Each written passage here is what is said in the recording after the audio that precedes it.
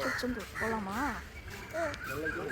Hi friends, இன்றைக்கி நாங்கள் திருச்செந்தூர் போகலான்ட்டு எங்கள் ஊர் ரயில்வே ஸ்டேஷனுக்கு தான் வந்தோம். ட்ரெயின் தான் நல்லா கம்ஃபர்டபுளாக இருக்கும். நாங்கள் எப்போவுமே ட்ரெயினில் தான் ட்ராவல் பண்ணுவோம். திருச்செந்தூராக இருக்கட்டும், திருநெல்வேலியாக இருக்கட்டும், எல்லாமே நாங்கள் ட்ரெயினில் தான் ட்ராவல் பண்ணுவோம் என் பையனை வச்சுட்டு.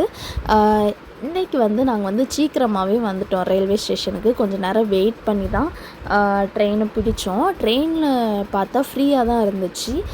இல்லைன்னா திருச்செந்தூருக்கு எப்போவும் கொஞ்சம் க்ரௌடாக இருக்கும். இன்றைக்கி புதன்கிழமை அப்படிங்கிறதுனால இன்றைக்கி கொஞ்சம் ஃப்ரீயாக தான் இருந்துச்சு. நாங்கள் ஃப்ரீயாக இருக்கிற சீட்டை பார்த்து பிடிச்சி ஏறியாச்சு. அப்போ தான் என் பையன் கொஞ்சம் நல்லா என்ஜாய் பண்ணுவான்.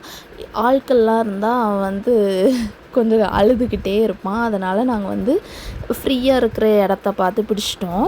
என் பையனும் நல்லா ஜாலியாக வந்தான் திருச்செந்தூர் வரைக்கும். திருச்செந்தூர்லேருந்து நாங்கள் கோயிலுக்கு போகிறதுக்கு ஆட்டோவில் தான் போனோம். ஏன்னா எப்போவுமே பஸ்லேயும் ட்ராவல் பண்ணியிருக்கோம், நாங்கள் ஆட்டோலையும் போயிருக்கோம். இன்றைக்கி மழை வர்ற மாதிரி இருந்துச்சு. அதனால் சீக்கிரம் போயிட்டு வந்துடலாம் அப்படின்னு சொல்லிட்டு, இதே ட்ரெயினுக்கு ரிட்டன் ஆயிடலாம் அப்படின்னு சொல்லிட்டு சீக்கிரமாக ஆட்டோவில் போய் இறங்கிட்டு லைனில் நின்னோம். லைன் பார்த்திங்கன்னா இன்றைக்கி எப்போவும் போல் இல்லாமல் கொஞ்சம் வேறு வழியில் விட்டுருந்தாங்க. கூட்டமும் கொஞ்சம் ஜாஸ்தியாக இருந்த மாதிரி தான் இருந்துச்சு. நாங்கள் பொது தரிசனத்தில் தான் போனோம். ஸ்பீடாகவே லைன் மூவ் ஆகிட்டே இருந்தது. சிறப்பாக சாமியை கும்பிட்டுட்டு எங்களுக்கு ஒரு மாலையும் ஒரு அது என்ன கொஞ்சோண்டு சந்தனமும் கொடுத்துருந்தாங்க சாமிக்கிட்ட உள்ளது.